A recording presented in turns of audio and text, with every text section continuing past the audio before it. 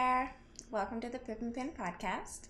My name is Megan Nodecker and I'm a knitwear designer from Abbotsford, BC, where I live with my husband and my 3-year-old daughter, Georgia.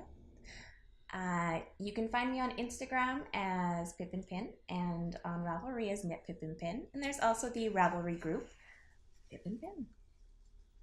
I first want to say a big thank you to everyone who's watching. Welcome to all new viewers, and a big thank you to all of my returning viewers.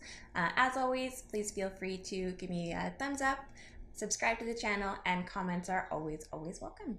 This podcast is going to include a finished object, a couple of works in progress, and some knit-along information, as well as I'm going to answer a question from the Ask Me Anything thread on my Ravelry group, finally. Alright, so first I want to talk about the knit-along that I'm hosting in my Ravelry group, and that is the Afterthought Everything's knit-along. And really all you have to do is knit a pair of socks using the Afterthought Everything's tutorial, which can be found right on this channel.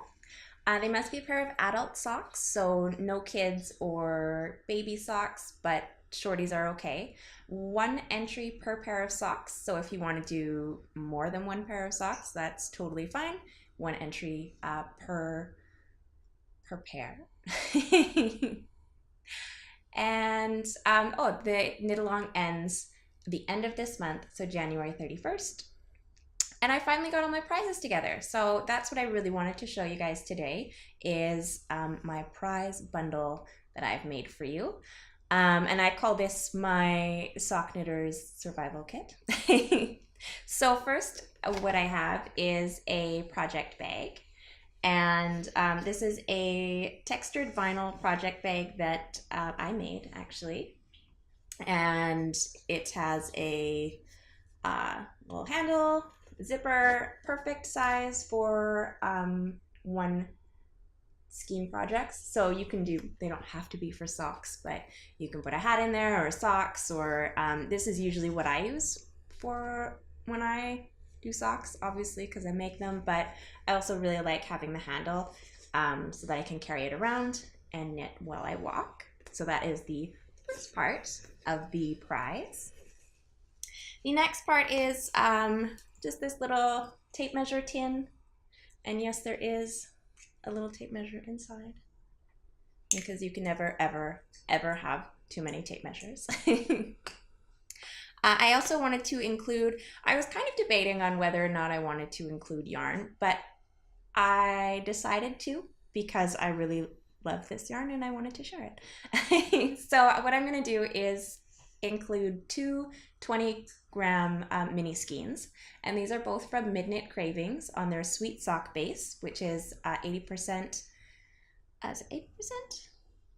Yeah, 80% merino wool and 20% nylon. All right, so this is the Larimar colorway, and it's showing up, it's blowing out a little bit. It's actually this really kind of bright light blue, if that makes any sense. It's kind of showing up not right, but it is a very lovely color. And then there's also this nice bright green, which is lettuce wrap.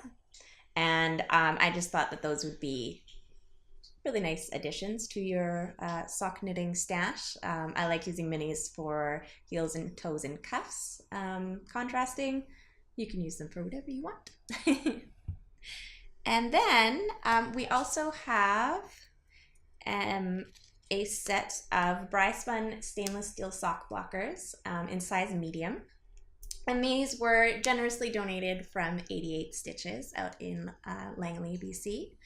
And these are the ones that I use. I love them. I kind of, with my set, I have kind of a high instep. So what I did is just kind of pulled this part out a little bit so that they block out to what my foot is more shaped like. And I love them. I think they're perfect. So that is going to be the prize. So you absolutely can double dip in other knit-alongs. I know there are many sock knit-alongs.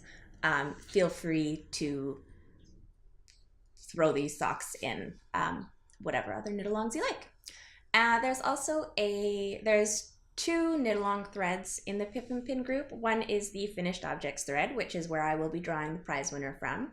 And the other is the chat thread. And there you can share your yarn selections, or if you have any questions or comments, or, you know, want to share your progress. There's quite a few people active in there. So if you want to go and just hang out and chat, that is a good place to do it. And yeah, so that is going to end January 31st. So for finished objects, I usually wouldn't count this as a finished object. The ends are not woven in. It's not blocked. There's still some other finishing things that need to be done. But I don't have anything else to show you. I kind of realized that I only went a week in between podcasts this time, so just because I felt like it. But what I want to show you is this sweater that I was working on last time. And this is going to be for the book that Katie and I are putting out. And the knitting part of it is finished. So it has sleeves now. It didn't have sleeves last time. No, I don't know my ends. But this is made with Cascade Lana Grande in the antique colorway. And then for the body and the sleeves, it's actually held together with spontaneous worsted effects in dissonance. And yeah, both of those are from Cascade Yarns. It's just this big, like, it's so squishy. It's just this big, oversized, comfy, cozy, like indoor winter sweater. It's like if you were going on, you know, a family ski trip and you just stayed in the lodge and read your book by the fire and while everyone else went. It's that sweater. It's the sweater that you would wear to read your book. I feel like maybe it's a bit too stiff. I'm not too sure yet. I mean, I'm going to block it and see how it goes. I feel like it will loosen up a bit with blocking. Things usually do. But if it doesn't, I don't know. I might have to reknit it in a larger gauge, which honestly, that's not unheard of for me to do. Finish something entirely and then redo it entirely again. I think I reknit the Atlan sweater 3 times, and the Celista top that I did, I reknit twice as well. I just like things to be perfect in the way that I want them to be.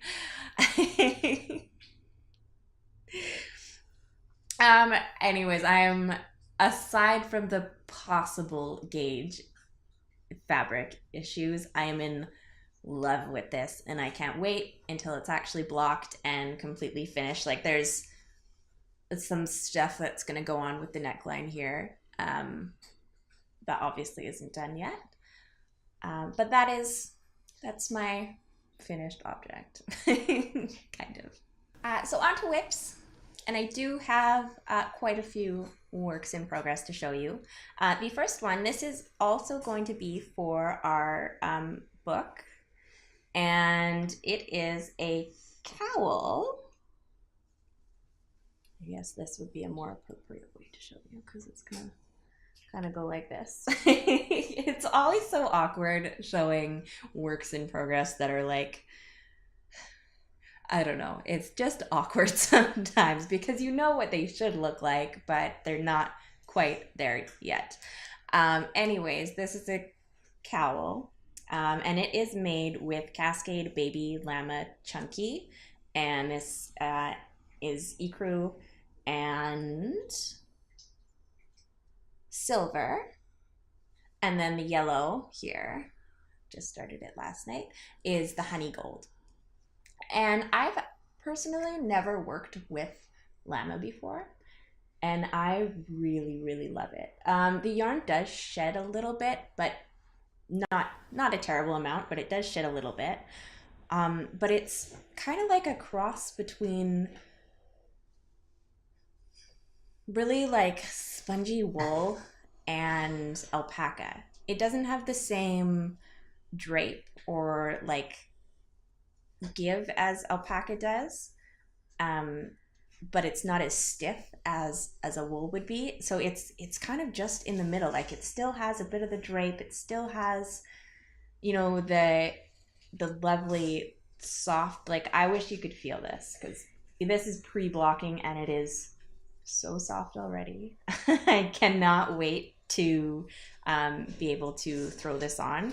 I think it's going to be just something really comfy, cozy, and easy. Not easy to, well, easy to knit, yes, but also easy to wear, which is something that I find very important when I knit things as well. For this, I'm using the recommended needle size, which is a US size 10, so 6mm. And I'm using my Addi interchangeables, which I pretty much use for everything except for socks. I don't actually own anything else aside from my set of Addis. I got a couple, like I thought I lost some of my tips at one point. Sorry, that another thing about the llama, I might be slightly sensitive to it. It makes my nose a little itchy. Sorry. But anyways, I was talking about my Addi interchangeables. So I did get a couple extra tips of the 4, and I got a 5 in the lace tips, which I really like. I would love to have a set of the lace interchangeable ones one day, but I've just never, like, I've had them for, let's see, over 2 years probably, maybe 3 years, and I've never felt the need to get anything else. I use fixed needles for socks, and that's about it. Other than that, Addis, interchangeables all the way. I've never had an issue with the thing. I don't even know how other ones work really, but I know you need like a key and you have to tighten it, and that just seems like a lot of work. These ones you literally just like press, turn, out they come, and I've never once have I had them come undone. So those are the loves of my life. Always. Totally not about the Kel at all, but that's what I knit with. So my next work in progress is my current pair of Afterthought Everythings. And these are made with 6 and 7 fiber. They're Milo base in the Giving colorway, which is just a beautiful kind of, I don't want to call it variegated, because when you think of variegated, you think of variegated. But this is kind of like almost watercolor like. If you look at this, like there is 0 pooling, there are 0 stripes, there's just a lovely, like everything's spaced out very nicely. And there is this one in particular, this was her Thanksgiving colorway, and a really lovely combination of like purples and mauves and golds, yellows, greens, and every once in a while you'll get these little dark bits, and then I don't know, I don't think you'll be able to see it. Let me see if I can find one. Every once in a while you'll get this pop of, I don't know if you can see that pop of bright orange, and I am absolutely loving working with this yarn. I was actually I went on a bit of an Etsy binge and shoot a shop update, so I may or may not be getting some more of this in my cart. Speaking of Etsy shop, ridiculous Etsy shopping for no reason. This Progress Keeper, this little origami cat, came from Sarah of Riv Creative. Also getting some stuff from her in the mail. Anyways, for these socks, I am just doing a 5x1 rib, and I'm using the US Zero needles. These are the Chalgu red lace ones, and I thought that they were like sock knitting. I feel like is a lot of trial and error to find like your perfect thing, and I think I've decided that my socks do need to be ribbed, however slight, like 5x1. It's not a lot, it's still very, it's definitely not a ribbed sock. It's still something I can do very mindlessly and not look at. But stockinette is just too not stretchy. It's just not stretchy enough. And I found that 64 stitches, not my number. I tried 64 with zeros, and which is 2mm, and it was too tight. And then I tried it on the 2.25mm needles, and it's too big. So I feel like I went up. So I went up to 66 because 68 was way too much. And it was, yeah. So 66, we'll see how these ones turn out. I feel like these are going to be the ones. I feel like that every time, but I feel like these are going to be the ones. I hope that these are going to be the ones. I really love this yarn so much. Like a lot. It's ridiculous how much I love this yarn. But those are my my Afterthought everythings, which probably won't get done by the end of the knit along. It's not like I can win my own prize, but so Georgia at the beginning of the week started swimming lessons, and so this has been my swimming lessons project. And swimming lessons are so cute. Like so cute. I totally had a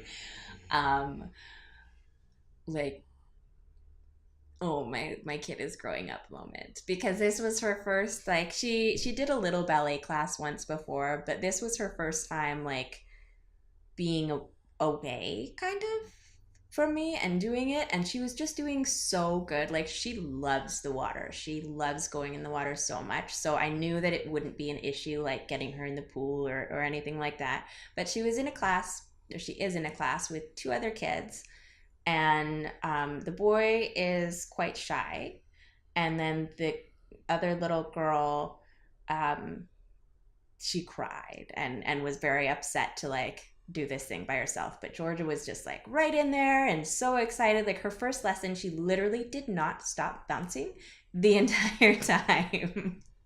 And I just got to sit there and like knit on my sock and be, the knitting like activity extracurricular mom. And I felt my future. And I got to see Georgia. Like, I was so proud of her. Oh, she's such a good kid. So this next whip is a project that I started in the beginning of October. I started it just after Knit City, and it is my Portage cardigan. And I got a really, really good start on it. I probably spent a good, like, solid 2 weeks knitting on it. And then I got to the hem, and it's 5 inches of 1x1 ribbing all along the bottom. And I just couldn't. And I put it away, and it was going to be my like knit night, thing that I worked on while chatting. And it just sat in the bottom of my knitting bucket. And it sat there for months and months and months and months. And I finally resurrected it. And that is because I saw a post from Sarah, who is Roof Creative on Instagram. And she had just started a Portage because of a knit along that she was in. And this is the Portage Cardi knit along. And it's posted by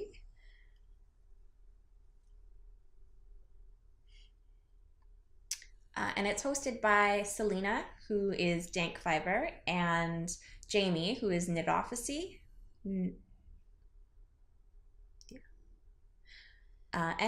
it's running until the end of January. And from what I can tell, it's a pretty relaxed knit along.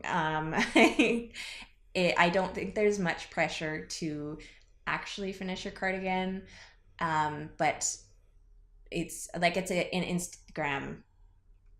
It's an Instagram knit along. So basically, they just want you sharing your progress. And there are some crazy prizes, like crazy prizes. First of all, there's 2 sweater quantities of yarn, and that's coming from Primrose Yarn. But in order to win those, you have to be using Primrose yarns, so I'm out for those ones. But the other prizes are really great too. They have 3 sock sets of yarn, so a full skein and then a coordinating mini. 3 of those to give away, as well as a fringe field bag. So like that's pretty crazy. I feel like that's a lot. Like 6 prizes for a month-long knit along is huge. So if you go over to either one of their Instagram accounts, Dank Fiber or Knitophacy, you'll be able to find the original knit along post, and they'll have like all the information that you need there. Anyways, this is, sometimes I need some outside motivation, and this was exactly what I needed to get back into this sweater. Seeing everyone's, I know you can like follow hashtags on Instagram now, so I started following that one so I can like see everybody else's progress, and yeah, it's really cool. Anyways, okay, I'm also gonna say that this is in a really weird spot to show you.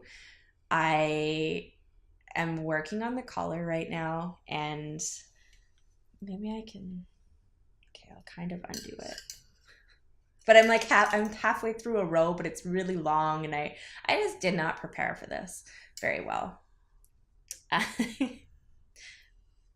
Let's do this carefully so I don't drop too many stitches. Oh, no, I'm not even gonna try, sorry. I'm working it on a circular, or 2 circular needles, and I have them attached with an attacher.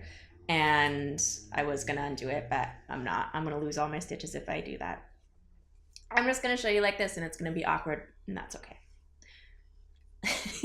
maybe it'll be okay.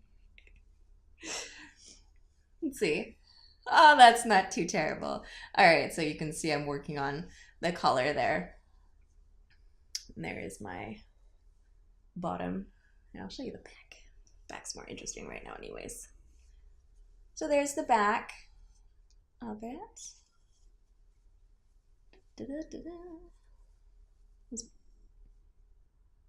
And then the hem there.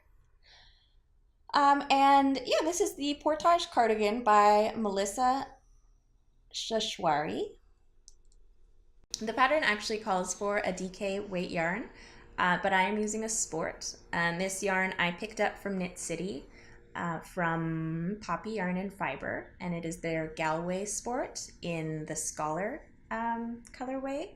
And I was looking on their Etsy shop, and I didn't see any of this base on there. I don't know if they're dyeing it anymore or what's going on, but I just have to say, like, I'm doing 2 big projects with sport weight yarn right now, and I love it. Like, I love it so much. I love the feel of fingering weight yarn, and I love wearing fingering weight yarn because it's so, I live in BC, so it doesn't get super cold here, and you don't always want a big bulky sweater. And I feel like DK can sometimes feel a bit heavy, and fingering never does, but it takes 800 years to knit. So I feel like sport is a really good compromise between the 2. So I decided to change things. I'm technically knitting the size large, but I'm doing lots of modifying. I think most of my modifications I have on my Ravelry project page, but maybe not. Honestly, I'm kind of just winging it. I know the fabric's going to be quite a bit looser and drapier than what the original pattern is.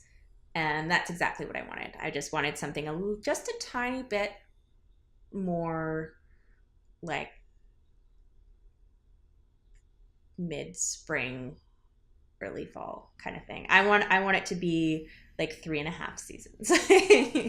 And I think it's going to be perfect. I think it's absolutely going to be perfect. I know that I did do something weird because I feel like I wanted more width in the body, like after I was done knitting the top. So I decided to, like, without thinking, I just decided to cast on some more stitches at the underarm without actually thinking about what that's going to do to the arm. So I'm going to have to like figure out a way. I'll probably just end up like picking up stitches along there like I normally would and then decreasing them right away. I think that should work out fine. We'll see. This is all kind of just I'm just gonna knit it and see what happens kind of thing. I did not knit it to the correct length either, because I know with the superwash yarn and the looser drape, it's gonna stretch down, and I also don't want to run out of yarn because that would suck. So yeah, I'm working on the collar right now, which has me do, man, this pattern is kind of killing me. Not that it's bad or hard, but first, what made me stop in the first place was 5 inches of 1x1 ribbing. And now yes, got that done. That's awesome. And then it tells you to pick up the stitches for the collar and work 6 inches in garter stitch. That's going to take forever. So thank goodness for knit-alongs. I would never get anything done. One thing that was really cool about this is on the bottom hem, she gets you to do a tubular cast off. And that is something that I have never done before. And I'm pretty sure it's my new favorite thing. It does take a little bit of time, and, doing the 2 setup rows and then doing the kitcher, but kitcher is not that hard for me. And it's so lovely and it's so stretchy, and I think I'm gonna try it for when I do socks, like, as I don't particularly like Jenny's super stretchy magic bind off. I just don't find that it's very neat. But this is just like lovely and stretchy, and I think I'm gonna try that on my next pair of socks for the cuff. One more thing about this sweater is the back texture. It looks really lovely as it is, but I did do it completely wrong. Without giving too much away, the back texture is made with right and left twists, and I don't know which one I was doing wrong, but one of them I was doing wrong the entire time. It's supposed to look like this nice honeycomb, and the whole time I was like, this kind of doesn't look quite right, but maybe it's just because my gauge is different, and maybe it'll block out, blah blah blah blah blah. No. No, I was just doing it wrong, and I didn't realize until I was halfway through the hem, so I was done the entire body, before I realized that I was making the same mistake over and over and over again. Luckily, I mean, when you make the same mistake that many times, it just becomes a design feature, right? I meant to do that. I really like the way that it's turning out, so I'm not, sad about it or anything. And there is absolutely no way I would rip it out for something like that. No way. And also on here is my little gold kitty. I don't know if you can see that. I do like my new webcam thing that I have, but the autofocus leaves a lot to be desired. So I've just actually turned it off because all it will focus on is the background and not on me. If it'll focus on the background, or it'll focus if something's like right there, but it won't do any of the middle. So I just shut it off, did it manually, but now it won't really show you close-up things, which is a little bit sad. But yeah, that's my little kitty head stitch marker from Flock that I got at Knit City. Oh, and one more thing I wanted to talk about was the yarn. And I know I've talked about this cardigan before on the podcast, and where I got the yarn from, which was at Knit City from Poppy Yarn and Fiber, and how it wasn't my first choice of yarn. The one that I originally had wanted had more blue in it and less green, and was a little bit darker, I think. I don't know exactly, but as I'm like knitting this up, kind of, I keep thinking, oh, like maybe it's too light, or maybe it's this, or maybe it's that. And when I first started, I was really nervous about it looking like camo because that's not something that I had thought about when I bought it. But when I got it home, I was like, oh crap, like what if this just looks like camo? But it doesn't. So I'm really happy about that. But the more that I knit it, the more I love it. Like I think this is going to fit in with everything that I wear really nicely. And I think that it's just going to be a really nice, easy thing for me to wear. And the more I knit it, the more I fall in love with the color. Right, so I have no stash for you today. Like I said, I do have some things coming, but I just ordered them at the beginning of the week, so they will not be here until later. And so I thought that I would answer a question from the Ask Me Anything thread that I have in the Ravelry group. And this question comes from Brandy8511. And she actually asked it at the beginning of November. And I've been thinking about it lots, and I've like done research on it. And I have always planned to talk about it, and then I never actually get around to talking about it. So today is the day I'm going to answer your question, Brandy. And what she asks is there such thing? She asks, is there such a thing as an Afterthought thumb gusset? I like a gusset and a little ribbing on my thumb, not just a hole to put it through. Short answer, no. Long answer, maybe. The gusset of the thumb, I brought a little example. This is the Cypress fingerless mitt. And so when we talk about a gusset on a thumb, we're talking about this little triangle piece. Well, maybe it'll be better if I show you this way. So this little piece of fabric that I usually work my mitts cuff to fingertips. So when you work this little part, this is where you're increasing. And that just gives a little bit of extra room right in here so that it's not too tight. Now, there are Afterthought thumbs or Afterthought thumb holes, and basically you would knit the tube without this and then cut in your thumb just like you would cut in a heel. But that would give you that when you do things that way, like this is for toes and cuffs, not toes and cuffs, toes and heels as well, if you're doing Afterthought socks. When you make a true Afterthought thumb, you don't get these increases. You just knit your tube and then cut in your thumb, and that's that. And it can make it quite tight.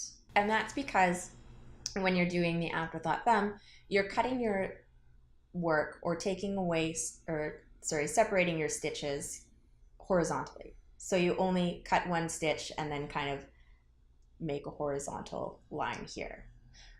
So that means that you can't add any stitches or add any width to the rows that are below or above where you cut.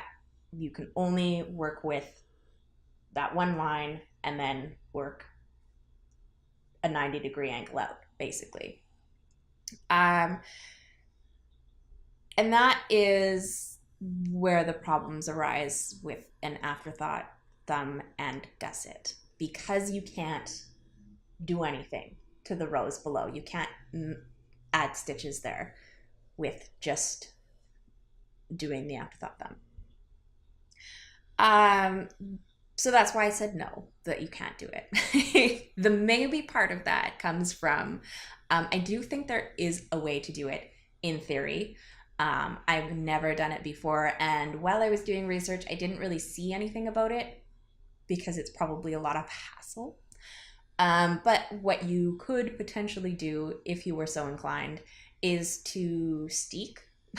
So maybe like steek here and somehow work your thumb gusset either with short rows or something, or seam in a panel and then kind of do it. I'm not exactly sure. I'm sure there's a way you could figure it out if you really, really wanted to. It just, for something that seems like, honestly, for something that would take that much work and that much effort, I would just figure out where the thumb gusset goes, personally. So I'm sorry that that's, probably not the answer that you wanted to hear, Brandy, but that is kind of what I came up with. Yes, no, maybe. Yeah, and if if anyone does have any tips and tricks, or you need to tell me that I'm just absolutely wrong about this and it can be done, please let me know in the comments. I would love to hear how you do your Afterthought thumbs, or if there's another way to do them that I just somehow missed. And if you have any questions, knitting or otherwise, I will answer questions about other things. There is an Ask Me Everything thread in the Pip Pin Ravelry group. It may or may not take me 3 months to get to it. So I think that's it for today. I did try something a little bit different this time. Usually I write bullet points of what I'm going to talk about and then talk about them willy-nilly and forget half the things that I was going to say. This time I actually last night sat down and wrote notes and wrote what I wanted to talk about, and had everything quite prepared. And I don't know if that's better or worse. I don't know if, rambly Megan is the one you have come to know and trust, or if something a little more structured was needed. Let me know. But yeah, we'll see how editing goes. I think that's probably going to be the harder part. I mean, when I ramble, I just kind of let it go. But we'll see. Anyways, don't forget to join the Afterthought Everything's Knit Along. Again, it's going to end the end of January, but if by some chance I get a lot of people really interested in it, just at the end, I might extend it. Just depends how it goes. Oh, and I will probably be starting something new soon. I'm still kind of working out the details, but I will probably have it all figured out, hopefully, by the next podcast. And that will probably be something more Instagram based, because the Portage knit along kind of gave me some inspiration. So still working out some details, but I think I have a good idea of what I want to do. And that will be, I will tell all next podcast. So thanks so much for watching. As always, hit that like button if you like it. Leave me comments. I do read them. I do answer them. Questions, comments, anything down there in the comments bar. And if you haven't already done so, please feel free to subscribe. Thanks so much for watching, and I will see you next time.